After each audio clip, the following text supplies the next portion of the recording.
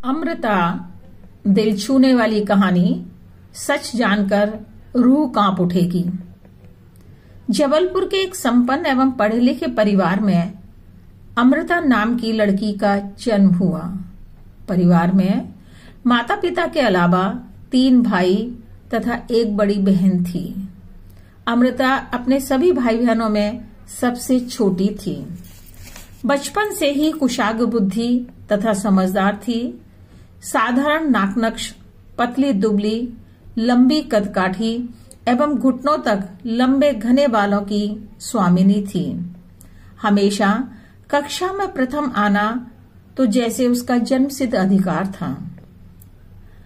बचपन हंसी खुशी गुजर रहा था, पर अचानक एक दिन माताजी का स्वर्गवास हो गया।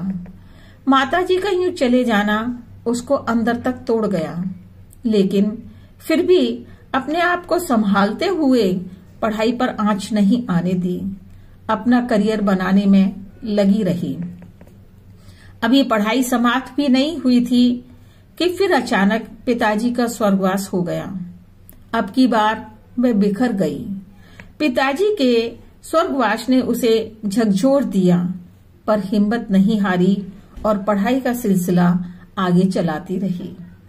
संस्कृत में एमए प्रथम श्रेणी में पास कर शोध उपाधि प्राप्त करने के लिए पीएचडी में रजिस्ट्रेशन करा लिया। अब वह संस्कृत की विदुषी बन गई थी। आध्यात्म का भी अच्छा ज्ञान हासिल कर लिया था। धारा प्रभा संस्कृत बोलती थी। हैंडराइटिंग मोती जैसी थी। कविताएं लिखना, वाचन करना, मंच से काव्य पाठ करना, उत्तम क्वालिटी के शोध पत्र लिखना उसका शौक था। सेंस ऑफ ह्यूमर गजब का था। धीरे धीरे करके उसके भाई बहनों की शादी होने लगी, पर अमृता शादी के स्थान पर करियर बनाने की ज्यादा इच्छुक थी। अतः पीएचडी शोध उपाधि की डिग्री प्राप्त कर सर्विस तलाश आरंभ कर दी।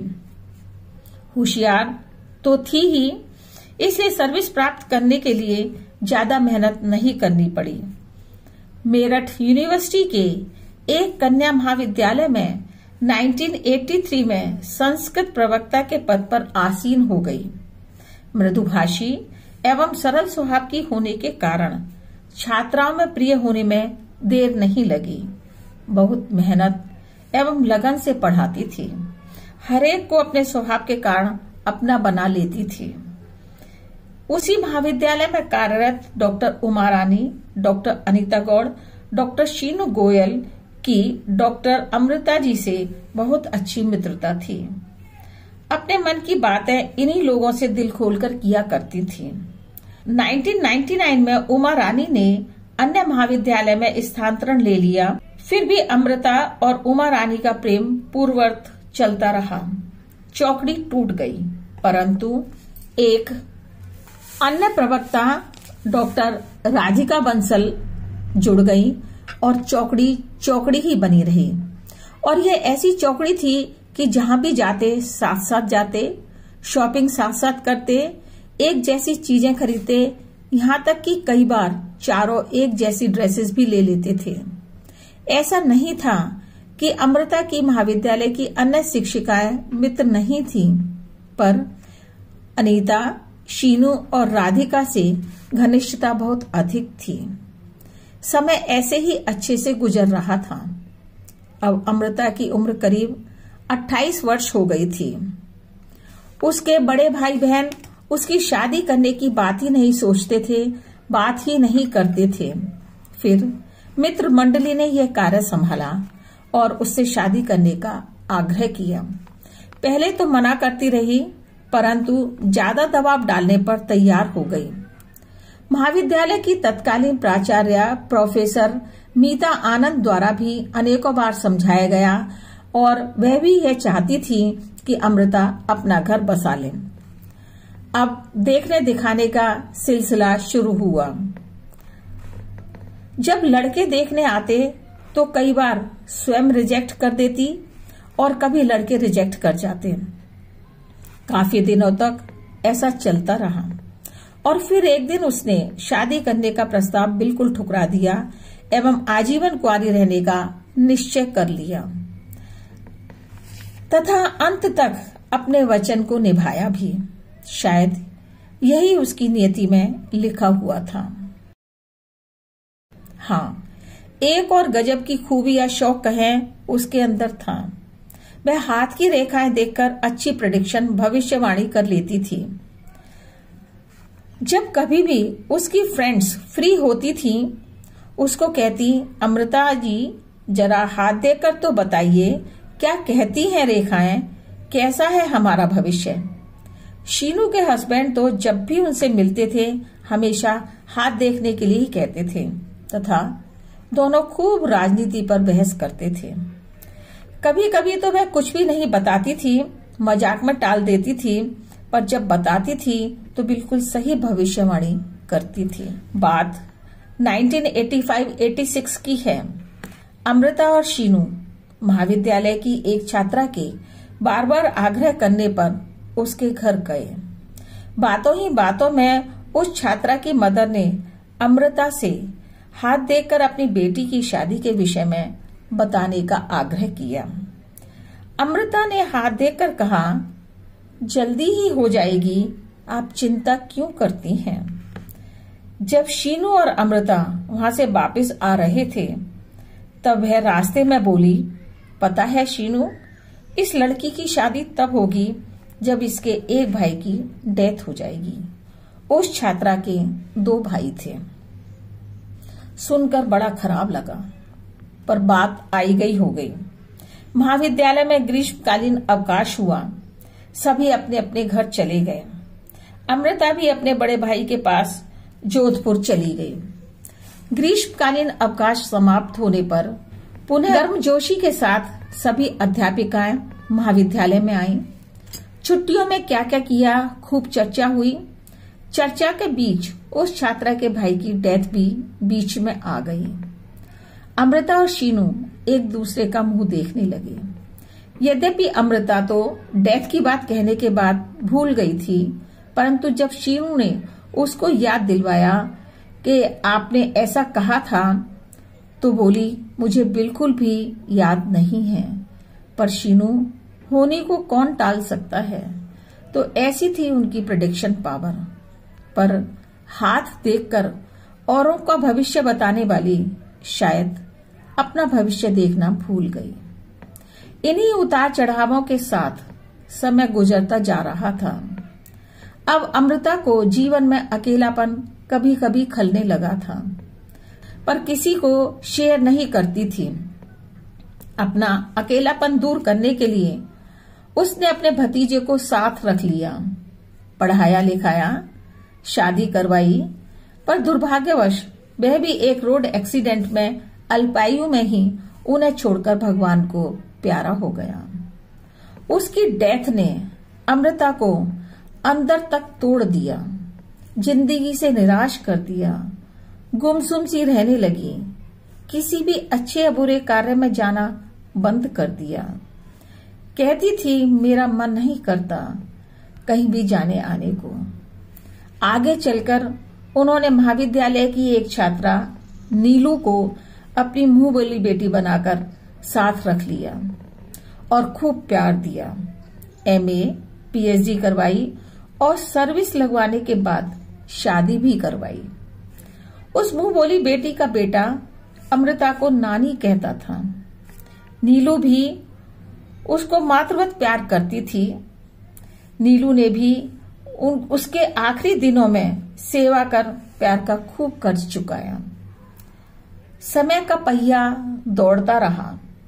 अमृता को किसी भी चीज का कोई शौक नहीं था, न अच्छे आरामदायक घर का, न कपड़ों का, न खाने पीने का, न होटल जाने का, न पार्टियों में जाने का, न मूवी देखने का, न शॉपिंग करने का, न किसी से मिलने जुलने का और न ही किसी की होड़ करने का। उसने अपने अंदर ही सारे शौकों को दबा लिया था। बस केवल और केवल एक ही शौक था, नई नई जगह और धार्मिक स्थलों को देखने का। 5 फ्रेंड्स ने मिलकर एक ग्रुप बना लिया था और निकल पड़ते थे 8-10 दिन के लिए अनेकों धार्मिक स्थलों पर। अनेकों स्थल देखे भी, जैसे गंगा सागर, जगन्नाथपुरी, खाटू श्याम, सालासरजी, रांची, कलकत्ता, उज्जैन महाकालेश्वर, रामेश्वरम, वैद्यनाथ, देवघर, ज्योतिर्लिंग आदि आदि। खूब मस्ती करते थे। अमृता के जाने के बाद वो दिन बहुत याद आते हैं। ऐसा लगता है उन दिनों को यादों में ही क्यों बसाया, क्यों संजोया, पकड़कर क्यों नहीं रखा। शीनू 20 फरवरी 2023 को सर्दी के कारण धूप में बैठी हुई थी कि अचानक अमृता जी और अनीता जी की बातों को याद कर विचार उमड़ घुमड़ करने लगे। शीनू ने उन विचारों को काव्य रूप दे ओल्ड इज गोल्ड एक कविता बनाई और दोनों को सेंड कर दी। अनीता जी पढ़कर बहुत हंसी, खुश हुई और कमेंट किया, तुमने तो शीनू कमाल कर दिया, महाविद्यालय के इतने सालों की यादों को एक कविता में पिरो दिया। पर अमृता का 3-4 दिन तक भी जब कोई जवाब नहीं आया, तब शीनू ने फोन करके पूछा, कविता कैसी लगी? आपने कुछ बताया ही नहीं। बोली, मैंने पढ़ तो ली, अच्छी है, पर कमेंट नहीं कर पाई क्योंकि कई दिन से मेरे सिर में बहुत दर्द है। कमेंट 1-2 दिन में कर दूंगी। शीनू ने आगे पूछा, कहाँ पर हैं? बोली, मेरठ, जबकि दिल्ली में अपनी धर्म बेटी के पास थी। शीनू ने उनकी तबीयत खराब होने की बात पर अनीता जी से चर्चा की।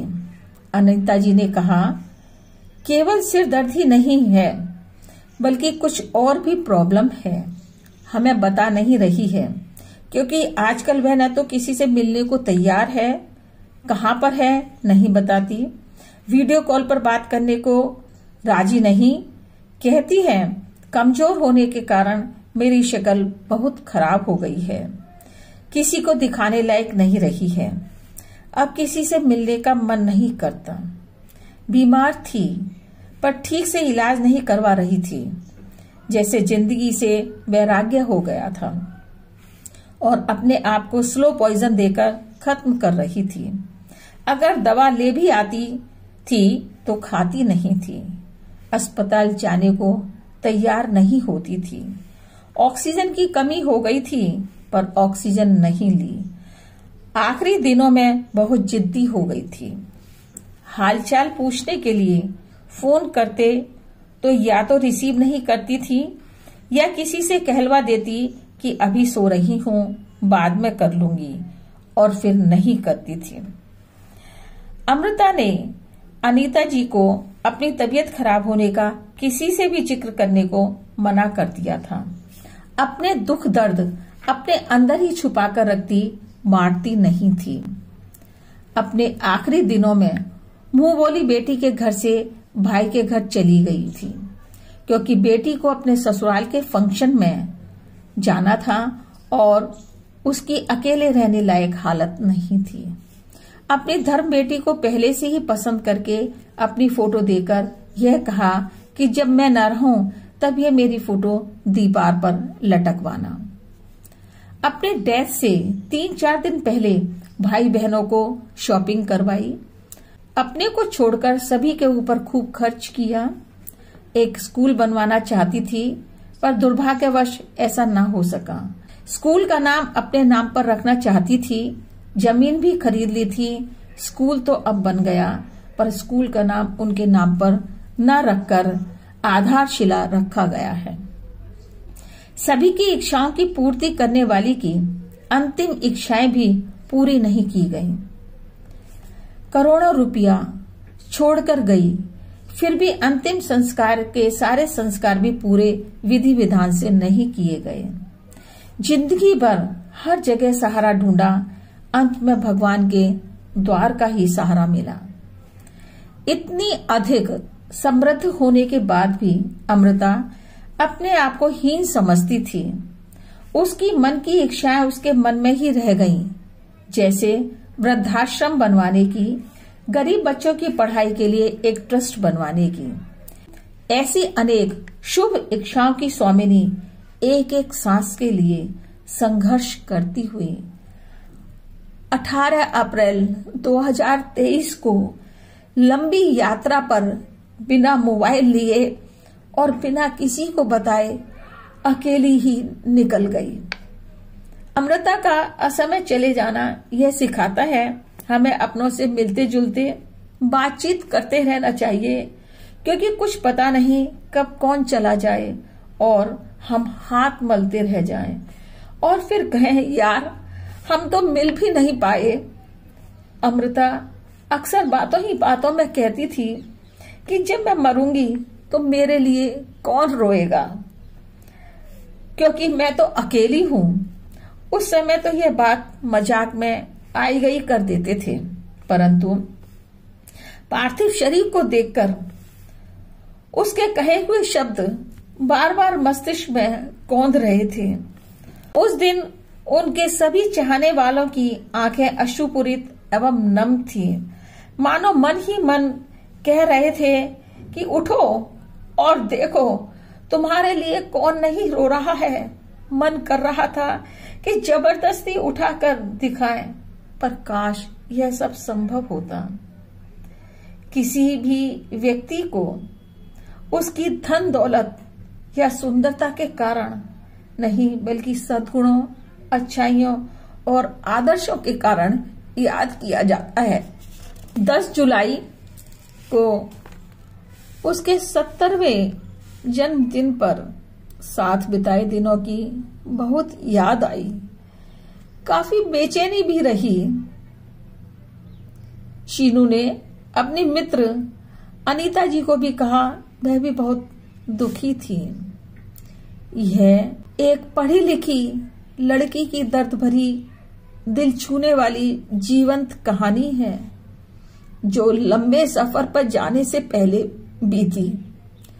उसके जाने के बाद साथ बिताए पलों की यादों को यादें 40 वर्षों की मेमोरीज ऑफ 40 इयर्स कविता के रूप में संजोकर रखा है। Old is gold and memories of 40 years दोनों कविताओं के लिंक डिस्क्रिप्शन बॉक्स में डाल दिए हैं। कविता की कुछ पंक्तियां श्रद्धांजलि रूप में समर्पित। ए सखी सुन आवाज मेरी, ए सखी सुन आवाज मेरी, भले ही जवाब न देना पर बात तो सुन मेरी, पर बात तो सुन मेरी। जाते जाते अपने मित्रों का हाल तो पूछा होता, एक बार तो पीछे मुड़कर देखा होता, एक बार तो पीछे मुड़कर देखा होता। हम भी कहीं ना कहीं राह में खड़े मिलते, हम भी कहीं ना कहीं राह में खड़े मिलते, आपके उपकारों का कर्ज अदा करते, आपके उपकारों का कर्ज अदा करते। पर आपने तो सबसे ऐसा नाता तोड़ा, मित्रों को तो क्या जग को ही छोड़ा, मित्रों को तो क्या जग को ही छोड़ा। निर्मोही, ओ निर्मोही, पहले तो आप ऐसी ना थी, जल्दी ही साथ छोड़ देंगी, उम्मीद न थी, उम्मीद न थी। खैर, जहां भी हैं आप हमेशा खुश रहें, भगवान से आपके लिए यही दुआएं करते रहें, भगवान से आपके लिए यही दुआएं करते रहें। चरणों में श्रद्धा सुमन अर्पित करते हैं, चरणों में श्रद्धा सुमन अर्पित करते हैं। हम हमेशा आपको स्मरण करते हैं, हम हमेशा आपको स्मरण करते हैं। हो सके तो एक बार वापस आना, अपनी सुनाना और हमारी सुन जाना, अपनी सुनाना और हमारी सुन जाना। जाते जाते अपने मित्रों का हाल तो पूछा होता, एक बार तो पीछे मुड़कर देखा होता, एक बार तो पीछे मुड़कर देखा होता। भले ही जवाब न देना, भले ही जवाब न देना, पर आवाज तो सुन मेरी, ए सखी सुन आवाज मेरी। भले ही जवाब न देना, पर आवाज तो सुन मेरी, पर आवाज तो सुना तेरी, पर आवाज तो सुना तेरी, पर आवाज तो सुना तेरी।